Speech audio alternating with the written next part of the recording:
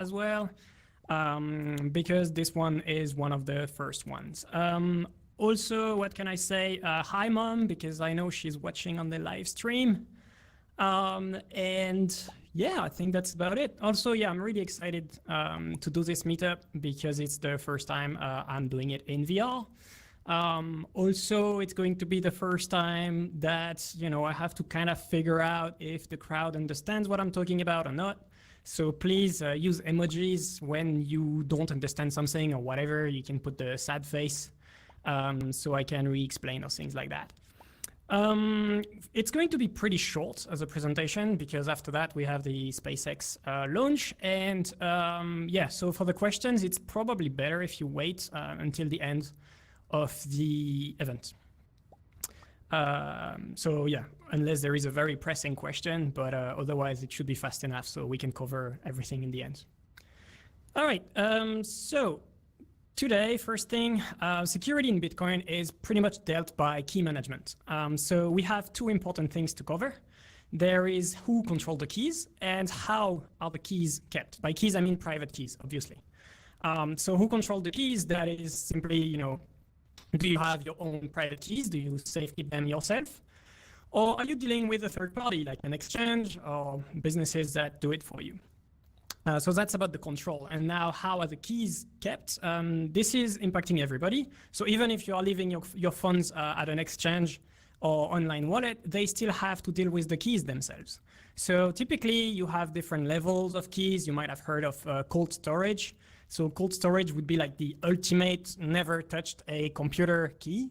So that's the key you would use only to put like your long-term savings, and every time you need to access it, then you're supposed to replace the keys because when you use it, then they might have touched a compromised computer or something like that. But what most of us use today is a hardware wallet. I guess most of you have one, I suppose, and you should if you don't have one. The hardware wallet is kind of emulating this thing of being offline, or at least to not be compromisable with a malware on your computer or things like this, while you still retain usability. So you can still use your coins without being scared every time that your private key might have leaked. And then, of course, there is the last one, which is having your keys on a computer or device that is connected to the internet. So typically, the wallet you have on your phone, it's not very secure. So don't put all your Bitcoin on your phone. That is not a smart idea. I'm going to mention quickly as well that there are different types of ways to interact with keys. So it could be a multi-sig setup, for example. So multi-sig means that you need multiple keys to unlock the coins, to move them. That could mean different people or different services or even different devices. So you could be self-hosting your coins, being in control of them, but still requiring keys that are on different devices. So there are businesses that also helps you with that, like Casa, like Blockstream Green. And also some of them create, new risk or different ways of trust models. All right, so UTXOs in Bitcoin. So Bitcoin doesn't do accounts. We are not like Ethereum or whatever. There is no account in Bitcoin. In Bitcoin, you have UTXOs. UTXOs are basically the coins that you receive. Every time you receive a transaction, these amount that you receive is like a different coin in your wallet. It's a different UTXO. So UTXOs are where we put the locking conditions on who can then move these coins. So basically what we can do today is choosing who can spend the coins. So basically if somebody sends you money, it just means that you are the one that can move the funds now. And also something we can do, but pretty much we never do, is to put a lock time on it. A lock time is a condition from when you will be able to move these funds. So for example, you could say like, I don't know, 1st of December, before that, nobody can move these funds. And after that, of course, only you can move them. So this is already pretty cool, but this is also very limited. So this is not, vaults yet. We're just talking about normal UTXOs. And as you can see, there is not much restriction we can do. In short, we cannot do where, meaning you cannot send funds, Bitcoin, to somebody while also restricting where the funds can go afterwards. So you cannot I cannot send you money and then tell this transaction that the funds that you will be able to spend can only go into a waitlist of addresses, for example, your Kraken account. So of course you could send it to yourself if that was possible, and then restrict it to Kraken only, which is pretty cool because then a thief with your private key wouldn't be able to send it anywhere else than Kraken. And that is super interesting, but that is not possible today on Bitcoin. Another thing we cannot do is to restrict how much of these funds you can spend afterwards.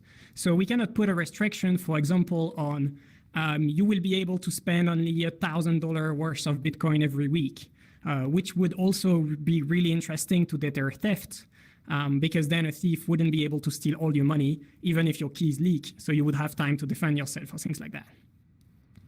So in short, oh yeah, that's pretty basic for now. So I know some of you are like super experts on Bitcoin in the room. I'm trying to make this quite simple because the crowd is pretty varied. We have long-term Bitcoiners and we have new ones as well. And also, I suppose the YouTube stream needs to be more accessible than the usual technical presentation. It will get more technical at the last slide. And also for the questions, if you have very technical questions, don't hesitate in the end. So what we have, I guess I'm not blocking the view too much. So yeah, in short, what I just said is that transaction looks like this. You have inputs and outputs. So this is a transaction, and there you have another one. So what you can do with Bitcoin is that with the output of the first transaction, you restrict the inputs of the next one. So you can say who can spend it, if it's a single person, a multisig, or if there is a time lock. That's pretty much what you can do today. What you cannot do is to restrict where this money can go afterwards, so the outputs. And that is the problem we're trying to solve when we talk about vaults. So vaults is trying to get over this separation of hot and cold wallets as like how we deal with security, because it's still too limited. Hot and cold wallet works against like an online threat, but that's pretty much it. If somebody comes and threatens your family, or threatens you even, probably no matter if it's a cold storage or whatever, you might end up, giving it away. And we're trying to put restrictions nearly at the blockchain level, or at least as close to the protocol as possible, that the funds cannot go to the thief. And why that? Because the point of vaults is not just to be secure by design, it's going further than that. It's making it so hard for a thief, for a theft to happen, that it makes no sense to start a theft in the first place. And that's why a lot of people have been talking about Vault since or at least governance since 2013. There have been some proposals since 2015, 2016 on how we might be able to implement them. But the problem is, until now, we thought it was impossible with the Bitcoin we have today. So today, Bitcoin looks like that. We have a pretty restricted set of what we can do. We have different opcodes, but they are limited. They are supposed to let you move money around. That's it. We don't have a highly programmable blockchain thingy. We have just a set of things that are secure, and we know they are secure. We're trying to keep them working. And with that, then it's up to you to be smart on how you can try to build what you want to build. And although these blocks are really basic, we start seeing a lot of super interesting use cases on top of Bitcoin, like Lightning networks, for example. So if you were just thinking that, at the beginning of Bitcoin, if people would think that something like a second layer network of channels was possible without adding new opcodes, that's pretty amazing. And we can do other things. So with these blocks, we're trying to do something that works. Maybe it doesn't look like the perfect thing, but at least it works. What we cannot do is to ask the core devs to change Bitcoin just for us because we have a cool use case. And vaults are like that. They are not on the market. You've never used a vault in this definition because there is none on Bitcoin today. It's just we thought it was impossible without changing Bitcoin core. So there have been a lot of proposals. But yeah, if you need to wait for a soft fork or a hard fork to happen, it might never happen. So the big problem around Vault was that it was practicality. Can we actually do Vault today? And yes, we can. So vaults are trying to go further than just the online threat model, because as I explained earlier, the online threat, somebody accessing your private key, is pretty much covered by using hardware wallets or even cold storage if you really don't trust hardware or things like that. We want to add more things like the physical threat, so somebody coming to your house and threatening you. We also want to add other models like the internal threats that could be happening in a business situation. I will cover this in details later, yeah. Yeah, I think that's fine for this slide. So back to this, Lego slide thing. Today we have just a few things we can use. We have like multisig, that is interesting for security because you can add different parties. These parties could be automated. They don't have to be a human being. So that's what, businesses like BitGo are doing, where you put your conditions with the business. But in the end of the day, it's just a key. There is no enforcing on the blockchain at this level. It's just you trust the business to respect the conditions you give them. We also have time locks. So time locks are pretty cool because they can enforce a delay and nobody can breach that. So if you wanted to keep your Bitcoin for, I don't know, at least a year before you can spend them, you could today. You can do that, and that is enforced on the blockchain. Great. But what we don't have, again, is what we call covenants. That's the restriction on the outputs. So yeah, until now, if somebody threatens you physically, if they get your keys, probably it's not going to save anything. If we could restrict where the funds can go, even with the keys, they can't steal it, which would be pretty cool. And why am I talking about institutions? So there are different types of vaults that have been designed, or at least on paper. The ones I'm talking about here, Revault, is targeting institutions. Why? Because they are the ones with the, I'm going to move a bit. They are the ones with the biggest threats, because there is a very high incentive. The funds are usually centralized. They're not kept by like different keys for each users. Instead, it's usually one big wallet with a lot of funds. So that could be, exchanges, that could be hedge funds, or any business holding Bitcoins. So the incentive for an attack is really high. And with the defense we have today on Bitcoin, as I said, just keys basically, usually it's not that hard to, threaten 2-3 people and get access to hundreds of millions of funds. So we've been pretty lucky so far that there is not many physical attacks on Bitcoin businesses and big holders. There have been some, but yeah, we need to go further than just this level of security. Otherwise, people are going to live in fear, and that's not cool. Operations are also super interesting. So operation means that security is great, but if it's hard to use, nobody's going to use it. That's one of the major points in security design, is that if you develop something that would be annoying as hell, nobody's going to use it. It's not going to happen. It's not about being perfect if it's unusable. So typically in businesses, you have, I don't know, the CFO who would be able to spend the money, and that's fine because that's his role.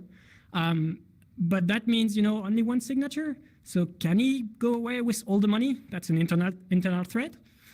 Today, most of the times, yeah, unless there is multisig. But then this multisig, how many people are you going to put on it?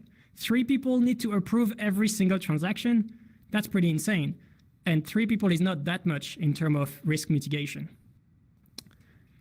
So yeah, having covenants or having restriction on the output would be really helpful in that case. And this is what Revault look like. Can you see everything? Yeah. So I'm going to go through that. It is pretty technical, so I'm going to try to simplify it as much as I can. And then if you have technical questions, I will let you ask them. I think I can get a laser pointer here. Yeah. All right. So the first step is the deposit. So the deposit is basically a transaction that you didn't do. It's, let's say you are a hedge fund and you are withdrawing money from Kraken. It is now in your possession.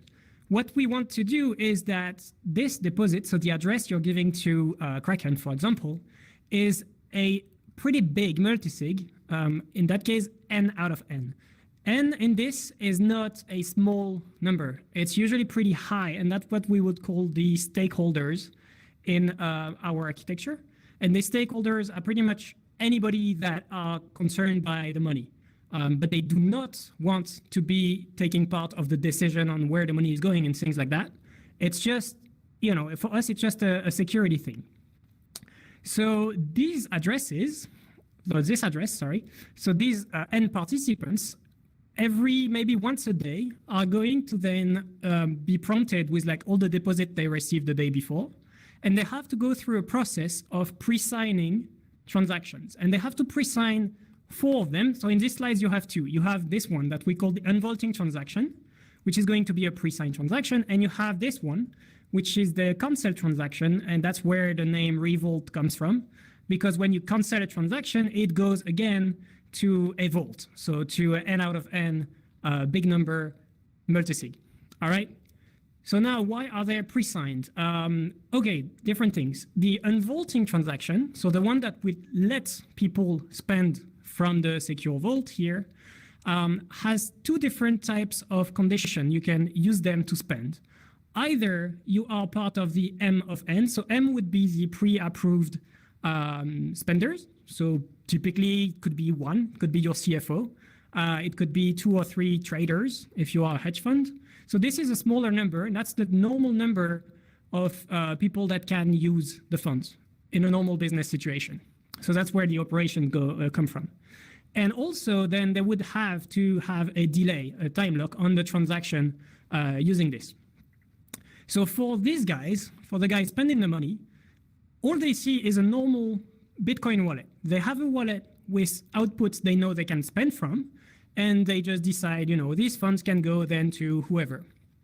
And so they are just signing a transaction like you would do a normal Bitcoin transaction. The difference is that there will be a delay that they have to enforce before this transaction is mined.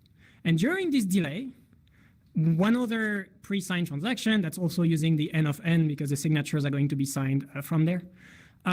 So any of the stakeholders, so of all the N people, can trigger a revolting transaction if they see anything dodgy.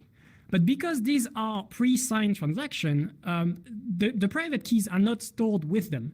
You only store the pre-signed transaction. So you can use a service that is not a human being that is going to check if the conditions are fine, or that could just trigger, could be sending you a text message if there is a weird condition happening. You can think of a lot of ways of triggering that. But what we typically have is watchtowers. So you would have watchtowers that, for example, you could say, if it's not during business hours, automatically trigger this. So if we see a spending transaction that is being spent outside of the normal business hours, no, it should not go through. We are going to send a cancel transaction, and boom, it's secure again behind the set of N participants. So you would need to wait for everybody to see this new deposit before being able to spend it. What that also means is that when these guys, the normal authorized spenders, are trying to spend a transaction, they only see the funds that have already been pre-signed by everybody. So you cannot think of a risk like, I'm triggering a deposit from Kraken right now, and as an authorized spender, I'm going to try to spend them straight away and steal the money. That cannot happen. You need to have everybody acknowledging the deposit because they need to go through the pre-signing process. What else can I say about this? Yes, so this is not complete. I simplified it. This is not secure as it is, but you have the concept. I can go deeper after in the questions if you have anything around this. And also now, I'm going to put that here.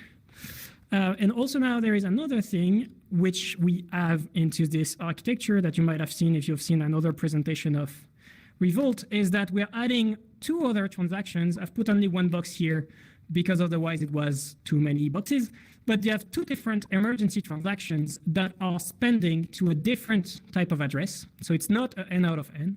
It's something outside of our Vault architecture that is strictly harder to spend than the N out of N. The reason for that, so that could be, for example, N out of N plus a 2-month delay where the funds are stuck. And also these new keys should be stored in different location and very hard to access. This is never supposed to be broadcast to the blockchain. Like emergency, if something really bad is happening. Why do we have that? Because we can then bypass whole architecture at any stage, basically, even if it's not been even if it's not been pushed as a spending transaction yet. if it's just been pre-signed from the deposit, you can already move all the funds away in an even more secure location in case something bad happens. That helps prevent an attack on the entire N participants from happening. So even if you break this N thing, as long as there is a watchtower or something that can trigger an emergency, your funds are going to be secure. This is a very, very big deterrent against physical threat. Also, something you might notice if you are into Bitcoin and into security is that the risk, or at least the type of attack that this is built to sustain, is N-1. So that means that you can corrupt every single one of the participants except one, and this is still secure because the other one is not going to accept signing from the deposit. So it's not going to accept signing the unvaulting that's going to be necessary to spend. Another thing that this person can do, or his watchtowers, would be to broadcast canceling transaction if anything bad happens. The problem that it creates, because there is nothing free in Bitcoin, is that a single participant can also lock the funds by refusing to sign.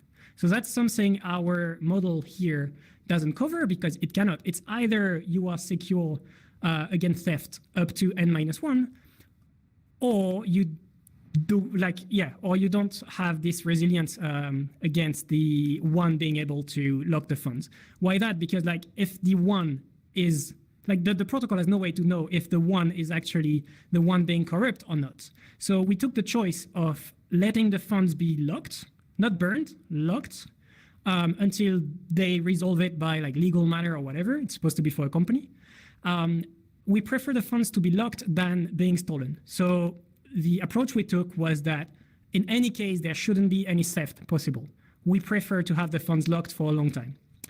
And yeah, there is a last thing that is the biggest risk we have so far, so we still are working on this, is that a single person could go completely mad and delete all of his keys and backups. And in that case, that means that all new deposits to these N out of N addresses would be locked forever. So that would be burned. But it's still okay because you could, you would notice that one day somebody didn't sign, so the amount of fund being locked should be reasonable. But this is an attack that could happen, burning all keys plus backups on purpose. And I think that's pretty much it for now. So last thing, just to help you with understanding everything. The first step is that when deposit is received, so any funds are received, they are behind N out of N that is much bigger than the typical multisig that a business would have, because this doesn't impact operations. It's every day they go through a nearly automated process, not completely, they still have to press a few buttons, but a very simple process to approve the new deposits. But this is not the normal N of N that a business would be using for spending funds. After that, these funds are approved. So when all the stakeholders have seen the new deposit, all the funds are pretty much approved by default. So the M stakeholders, the authorized spenders, can create a transaction to spend from it. And after that, there is a delay where the defense mechanism can be activated. So the canceling transaction that would go back to a vault. All right. So another thing I wanted to add is that the defense mechanism, if it's triggered by mistake, if it's the canceling transaction or the cancel transaction being triggered by mistake, it's not a problem. It doesn't add new time locks. So all it brings is back to N out of N that could be signed in the same block if really you wanted, and that could be unvaulted in the same block again. So it's not really a problem if a cancel transaction is triggered. Yeah, I think that's about it. I don't know if you have any questions or if something wasn't clear. Yeah. Cool. Thanks. I tried to make it quite short and I hope it's fine. No, it was great. It was great. And the slides were great too. The large text was awesome. So, so guys, you'll see that you have a raise hand button on the bottom right corner of your screen. And you can click that if you have any questions, and I will just let you ask them. So let's see. First question from Jonathan. Go ahead, Jonathan. Hey, great presentation. How much funds are currently being secured through this method, today, or more or less? Very, very good question. Yes. Okay, perfect. Something I forgot to cover. Today, there is no Vault implementation. Zero. It doesn't exist. You have two architectures that were released in the past 2 months that are practical today. So that could be used today without modifying Bitcoin. So that's the first time ever that we have architectures published that way. One of them is from us, so Revault, and the other one is from Fidelity Investment, Fidelity Labs, who sponsored a group of work of Brian Bishop, Bob McElrath, Spencer Rommel, and Jacob Swambo, who wrote a paper on how to do a practical vault, a little bit like this, but they used something different called secure key deletion.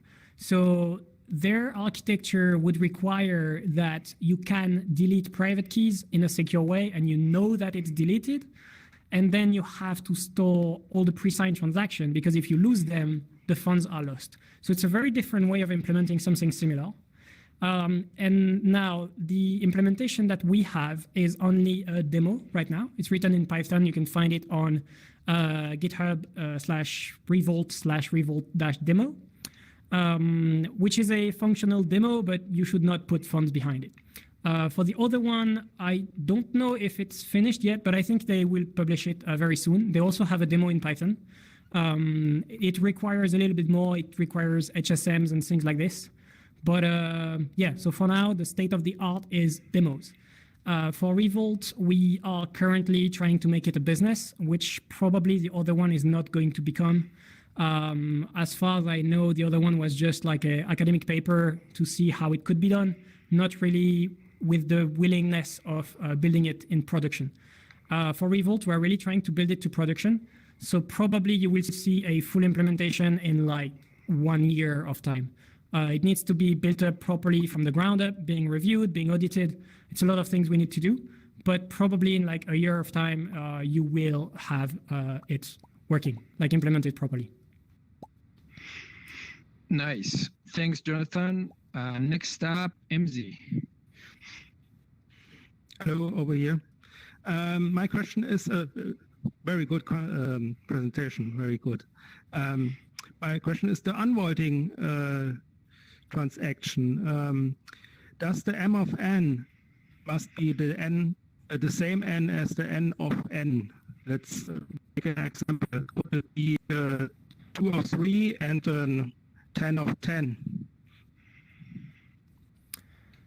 Yes, it could be. So the n, I'm going to take the pointer again. So you are asking about the n here. Is it the same as the n here? Yeah, exactly, yeah. Okay, no, it doesn't have to be. To simplify, here it is. But actually, the demo we have has a different subset of people. So the n, the real n of n, is like a set of stakeholders. It's supposed to be a big number. But then you could have different conditions. You could have a subgroup of traders, maybe traders in the funds, and maybe that would be 2 out of the 3 traders that needs to sign. So even if one of them is sick or whatever, you still have 2 others that can do transaction. So they don't have to be related. It's just, it's kind of optimum if you have the same n in terms of size of the transaction. But it, you know, it doesn't change much in terms of cost. Yeah. Thank you. Okay, great question. Thanks. Next question from BTC Kitty. Go ahead. So I have 2 questions about this slide. The first one is, what's EDV stand for? Emergency Deep Vault. It's a super cool name we have for like the coldest cold storage ever, buried in different countries by different people with like very long lock time. Something you pretty much, you know, don't want to have to spend from. Okay, and the second question, the red n of n. So is that saying who needs to send the cancel transaction? Because I thought you were saying that was 1 of n. All right. So the colors I used was about where it's used as like an input. Anyways, the M of n plus delay is what you need to spend normally. So let's say 1 signature plus a delay is enough to spend. Now, this n of n here only acts as a very secure way of bypassing the delay. So going here to the spending, you have a delay that you have to wait. But if you use the n of n, you don't have the delay here. So during the meantime, during the time where this spending transaction has been seen, you have time to send either an emergency or a cancel transaction. So we need the security of this pre-signed transaction to be at least as big as the one from the deposit. So we are using exactly the same because it makes sense. But I thought you said that like you could have a watchtower send a canceling transaction or something. Yes. Oh, yes. so it would be so a the N pre-signed. is for signatures. Yeah. So these are signatures, right? But they are the signatures that are going to be used to sign these transactions. But once they are signed, you don't broadcast them until you need to. Okay. So once they are signed, you just need, watchtower or whatever to push it to the network. The watchtower doesn't have any private key. None. Zero. Okay. Got it. Thanks. Great, thanks. Next question from Satoshi. That's Jameson. Go ahead. Hello. Yes. So I was wondering, like, how much work have you put into, I guess, the coordination of proposing and passing around these partially signed transactions? Are you using PSBT? Is there a specific entity that needs to initialize it, or can anyone propose it? And around the details like the time locking and stuff, are these potentially arbitrary conditions, or do they need to all be agreed upon up front? I'm just wondering, like, how much complexity is in there, when you're actually doing the unvaulting process, because it seems like there's some flexibility there. Yeah, you have different ways of doing it. The simple way, which is the one in the demo, requires a server just to craft the transaction that then is going to be sent to the signers. But actually, there is an attack possible against this type of implementation around fees. You don't want the pre-signed transaction to be stuck in the mempool if there is a spike. You really need these pre-signed transactions to go through before the delay expires. Mm-hmm. And also, if we did a RBF or something, because it's N, it's a very big number, we would need all the N participants to sign again. So then we have the same type of attacks that are possible on Lightning with transaction pinning and things like this. The way we are doing it is that we do SIGASH single anyone can pay for all the signatures except the one of the part the stakeholder signing. So of course all of them do it, but all of them actually have a different pre-signed transaction because they do a SIGASH whole anyone can pay just to make sure there is no malleability and things like that around it. What else did you say? Yes, so it doesn't really need to be crafted by a third-party server because all you broadcast is different transactions to each other, the only signatures you send to each other are SIGASH single, anyone can pay. What else do I have to say? Yes, PSBT, no, because PSBT doesn't handle OpCSV, and so we have a problem with that. Gotcha. So we would need OpCSV in PSBT, and OpCSV is actually the big problem for everything in Bitcoin right now, because it's been supported in Bitcoin for a long time, but you cannot even do it with Bitcoin Core. I mean, it's insane. OpCSV has no support. Only Lightning wallets use it. Interesting. So that's also valid for.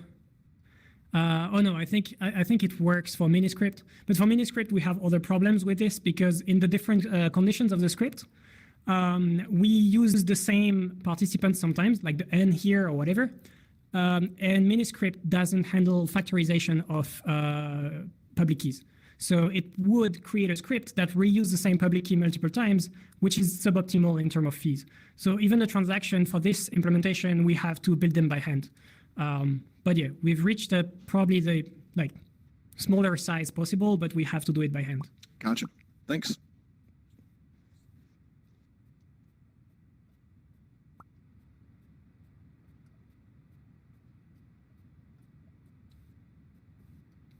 Did we lose Udi?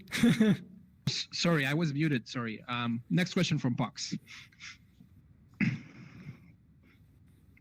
Yeah.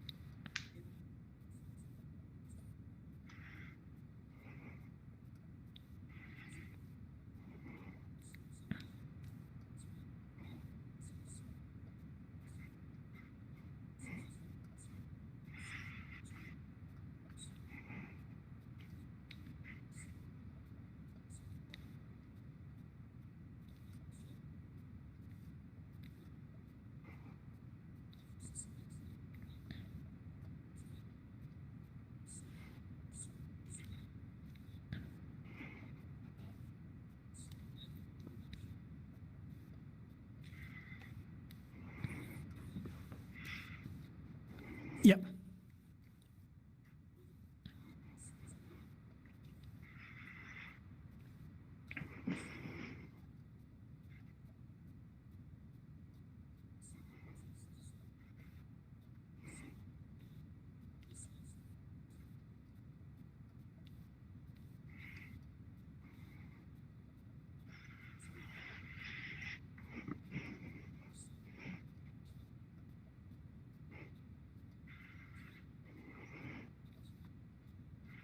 Yep.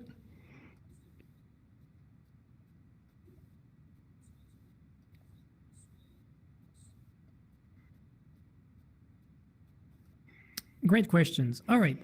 So as soon as somebody, so this is not cold storage as such. It's for businesses that need to move funds from time to time, right?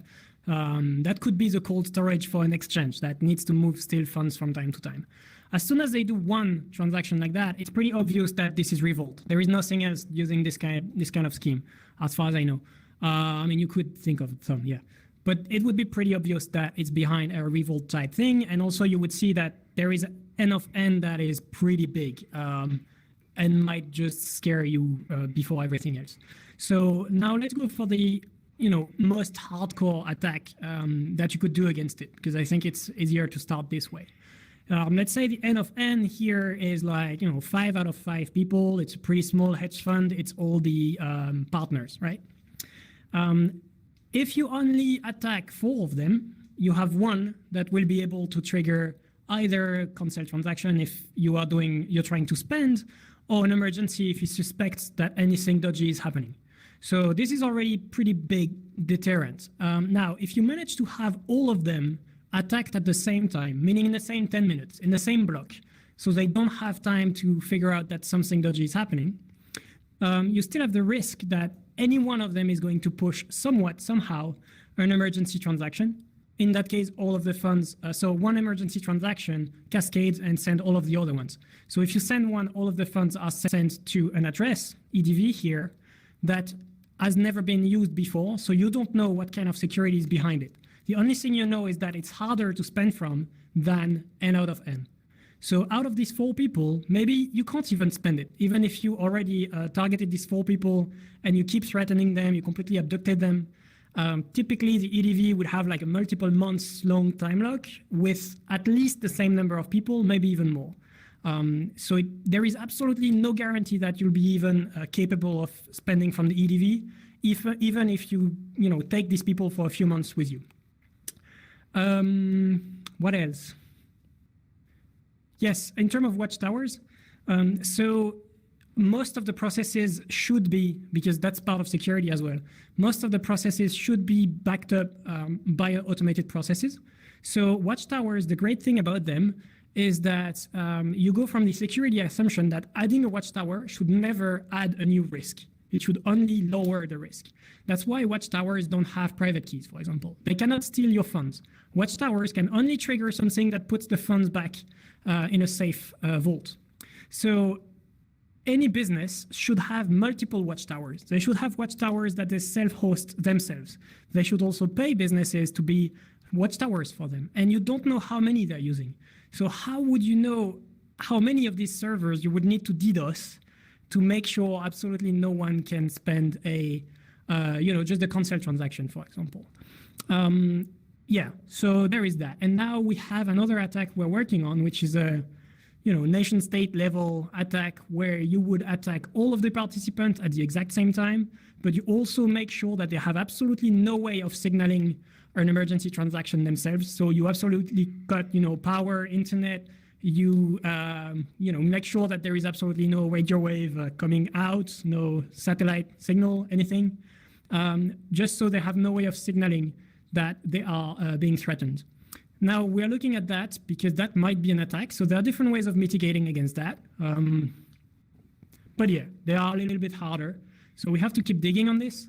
And we want to solve that in a way that doesn't trigger an emergency transaction at the wrong time either. Because triggering an emergency transaction really puts your business out of business for like a few months. And it's a really annoying process. So we need to make sure that the emergency is still there to be enough of a deterrent without being a false positive, because that would be really, really hard for the business. So we're trying to figure that out. We can't really give the emergency to a watchtower, a normal watchtower, because then it really adds risk. If somebody leaks this emergency transaction, they can lock your funds for like 2 months. So it's annoying. Don't know if that answers the question. Great. Great. Okay, next up is Alex. Alex, go ahead. Hey, hello. Right over here. Thanks for the presentation. Cool. From now on, Udi shouldn't let people on stage if they don't have the same slide format, by the way. My question is, can you please clarify a bit more again this boating accident attack, Victor? So like if someone deletes their keys, all the keys they have, like if M people would do the same thing, this is when this is compromised. And you mentioned earlier secure key deletion. How could that even be a thing? How could you even delete? Like keys don't get deleted. Keys exist anyway. You know, you can only delete backups. And how could you do that securely? How could you ever prove that? Okay. What was the first question again? So if one Sorry. participant out of the N participants deletes your keys, Yeah, okay. like boat accident style, Yeah. on purpose, like what's the biggest thing that could happen, and how many of them need to do this for this to be completely compromised?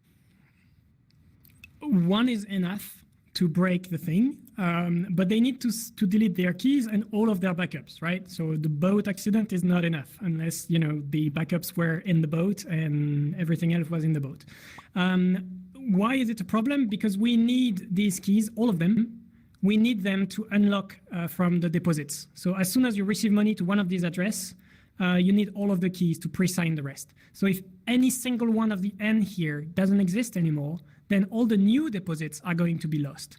It doesn't impact the previous ones because the previous ones have already been pre-signed. So you have the pre-signed transaction, so you don't have a problem. And all the participants have all the pre-signed transaction of everybody. So even if someone goes rogue, you can still move their funds through the normal process. So that's okay. Also, yes, for the secure key deletion, so we don't do that, but the other implementers are working on it. Basically what you need, for example here, this pre-signed transaction, if you wanted to make it absolutely no way to, you know, replace it. So here we have a way. If all the participants agree to bypass the architecture, they can. So for example, if you want to move funds from a deposit address elsewhere, with all the signatures, you can bypass it. You need everybody to agree, but that's possible. If you were using secure key deletion, you would pre-sign the transaction, and as soon as you have done that, you delete your key, your own, right? Because you trust yourself. Right. You cannot trust others. If you delete your key, that's enough to prove that the N doesn't exist anymore, because one less is not working. Okay. Yeah. So even if you prove it to yourself that your key is deleted, then it's enough. Now we have the problem on, can we really delete something from hardware, right? You're not gonna, you know, shoot at your hardware every time you sign a transaction. That'd be quite expensive. So can we have some kind of HSM? Can we have some kind of proper hardware wallet that would make sure that the key is deleted every time it signs a pre-signed transaction without creating the risk of signing a broken transaction, so locking the funds and then deleting the private key where your funds would be lost forever. So this is the main issue they are facing. All right. Well, thanks for answering the questions. Awesome, great. Last question from Max. Max, go ahead. Hello, this is kind of me still learning.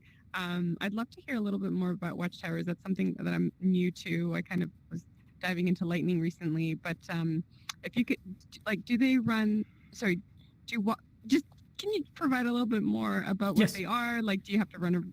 Are they running nodes? That kind of stuff. Just a general. Thank you. Yep. So a watchtower is a service that would broadcast a transaction in case something happened. So typically, it's a service to who you give a transaction that you already signed. So you don't give them any private keys. They cannot change it. So you give them a transaction that you signed, but you haven't pushed to the blockchain. Let's say a transaction that moves your money and send it to, I don't know, your mom, right? and you then pay the watchtower and you tell them, hey, never broadcast this transaction unless, I don't know, whatever, right? Unless it's her birthday. So you don't have to think about it because now you trust the watchtower to actually do their job and push the transaction. They cannot steal the money, so that's fine. Using only one watchtower, you cannot trust them to do it. But now, if you use multiple ones, you can somewhat trust that one of them will push the transaction. And they get paid for that, so that's pretty cool. Today, it's really been researched for using in Lightning networks. So Lightning networks lock some funds on the blockchain, on the Bitcoin blockchain, and then you transfer funds between people, but these transactions are not broadcast to the Bitcoin blockchain until we need to close the channel. So typically you have cooperative close where the two people agree to close it, so there is no problem. But you also have to have a design where one single person could close the channel. Maybe the other one disappeared or stopped responding and they still need their funds, right? So in that case, the watchtowers are just checking on behalf of the other users that the guy is not cheating, trying to steal some money. So if he's not broadcasting the latest state of Lightning, the latest state of the accounts, then he's going to get punished by the watchtower. So yeah, watchtowers are really useful. They let you actively defend on systems like this or Lightning, even when you are sleeping, even when you are going on holidays or whatever. Thank you. Awesome. This was great. This was great. Thank you, Kevin.